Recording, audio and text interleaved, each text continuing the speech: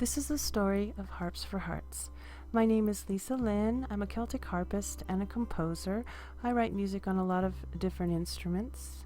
I grew up playing the guitar, and I started very young doing that and stayed in love with music for my entire life. And as I got a little bit older, I became a professional bass player, and I loved playing in hard rock bands and heavy metal bands.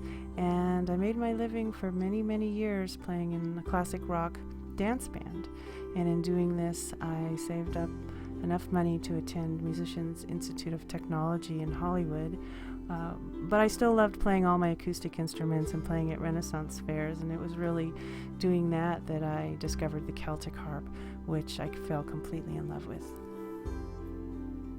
You can also call this style of harp a folk harp, a lever harp, or an Irish harp. Harps were known to be in existence 4000 BC in Persia, derived from a hunter's bow and arrow, some believe. King David was also associated with the harp. However, at that time it would have been the lyre, like the shape is here. Around the 8th century, the harp took the shape that we know it to be today, and there's a harp from the 15th or 16th century in existence in a museum in Dublin. In the 17th century, the pedal harp was developed, and many people became familiar with that from harpomarks. So I started making recordings, making records, and I got signed with Windham Hill record label. I got to tour around playing festivals and concerts.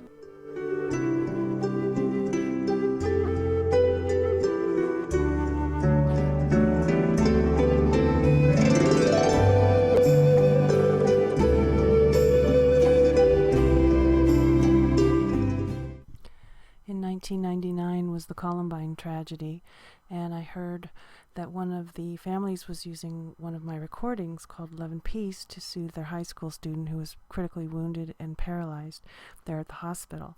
I was so blown away by this, I took my harp to that hospital in Colorado and met with the family, had an incredible experience, and decided to get Anne-Marie Hochhalter a harp of her own. And we were able to present it to her as a gift from many harpists and the harp makers, in hopes that this would be something that would encourage her and make her feel like sitting up in order to do this.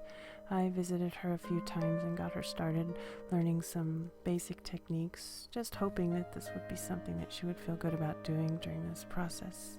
I was so inspired by this that I took all my harps. I got as many harps as I could, and I started taking them around, starting with my grandmother's rest home, doing concerts and teaching people how to play the harp. I sent out a bunch of letters to various hospitals and rehabilitation centers wanting to share this idea. City of Hope responded right away, and they loved the idea. They're one of the biggest cancer hospitals in California. So we invented a program that had several components. One was lobby concerts, where in the evenings we'd have professional musicians, my colleagues and friends and people touring through town, doing very special concerts of all different kinds of music from around the world, and patients and families were invited to come down, enjoy the concerts. We even did some variety shows with magic and such. We had hands-on harps workshops, and that's where I brought all the harps and invited people to come down and hear a little concert and then learn something on the harp themselves. The harp is so beginner-friendly that it was always a truly amazing and empowering experience. We have music in the halls, where I would also just sit in the hallway and just put out some really beautiful, soothing, soft music. Finally, I got some helpers, and we ended up being able to spread out a little bit more and do a little bit more with that. We also played music by the bedside, and if a patient wanted to hear some music live in their room, we could do that. Sometimes they were just resting, sometimes there would be more interaction with them too, and sometimes they would feel like and want to play a little harp themselves, and that was always really wonderful. I'd also visit patient rooms who wanted personal lessons, and I would just go in there and play harps with various people. And of course the babies and the infant areas was always a welcome addition. And Children's Hospital, this was in Gainesville, Florida, Shands Hospital, and this little girl really wanted to play. She couldn't get me off the harp fast enough, and eventually she did. Meanwhile, I was very behind on writing and putting out a new record, so I used the time in the hallways to write songs for patients that I met there. And I just put it out there. I didn't do the same kind of promotion that I used to do before. But because this program was so unique, it started getting a lot of attention from the various newspapers, and patients and doctors learning the harps together was something new that never happened, and so it was getting a lot of attention, this new program that was going on. From lullabies to romantic ballads, never underestimate the power of music, especially when it comes to help people express their feelings, even cope with illness. Joining us now is harpist and composer Lisa Lynne, the first musician in residence at the City of Hope National Cancer Center in Duarte. Lisa. Cheryl, our next guest went from being a heavy metal musician to a new age Celtic harp player. The transition may seem random, but Lisa Lynne says she found her heart through the harp, and she's helping others to find inspiration and well-being through music at the internationally renowned City of Hope National Cancer Center outside of Los Angeles. The talented Lisa Lynne brings her uplifting sounds to Good Day Now. Lisa, thank you for being here. It's my pleasure. So nice to have you stop by. Now, my whole career, the top 10 of the Billboard charts was elusive to me, but because of all this attention on the actual harps program, my record went to number 6 on the Billboard New Age chart. And on retail sales in New York, it was between Metallica and 50 Cent. And if you are familiar with those groups, you'll know how surreal that is.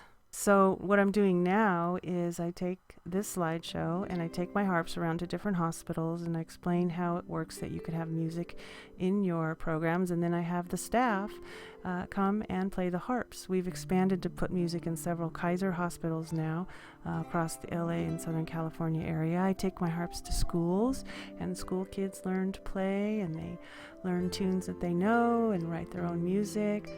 Sometimes I just do a little program where they learn all about the harps. When I play at outdoor festivals, I always encourage kids to come up and touch and play the harp and see what it feels like. And various learning centers, I bring the harps, and I'm sort of on a pilgrimage to empower people, because I believe the harp is a symbol and of all the things that you can do, and people dealing with challenges. These are a bunch of nuns that wanted to learn the harps as well. I take it also to different festivals and expose people to playing, because I do believe the harp is a symbol, and the harp represents something that you didn't know you could do. So what else can you do that you didn't realize that you can do?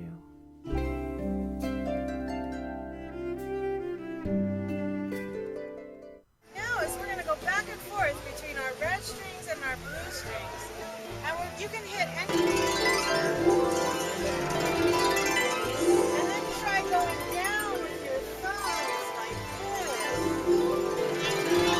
So you do that jump, you go 2,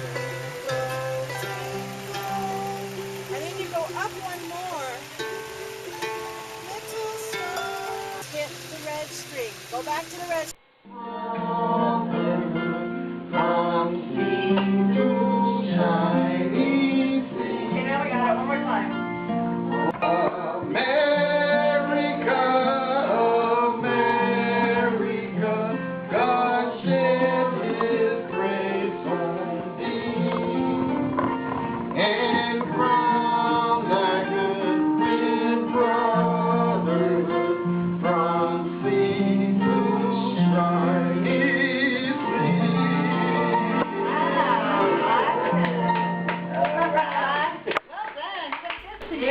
So now City of Hope has a brand new hospital and a larger lobby that we can do bigger events and more music, and we've been fortunate enough to receive some grants and some funding, and City of Hope has helped make all this happen to keep the music program going now over 10 years.